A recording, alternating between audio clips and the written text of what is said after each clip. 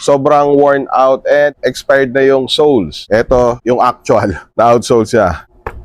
Malutong na, hindi na nga nagbe-bend, madulas na. Medyo may kakalagyan ka na nito. So what we did was, what is good? So fam, so andito na naman tayo. Meron tayong bagong finished project. Ito yung bago na Docksides boat shoes. Dinala sa atin ni client to kasi ang problema niya is sobrang worn out and expired na yung soles. Ito, pakita ko sa inyo. Ayan, yung itsura ng soles niya. Yung mga gantong boat shoes, one piece lang yan eh. Meron lang siyang foam sa loob na nagsisilbing midsole. Ito, yung actual na outsole siya. O, pakinggan nyo ha.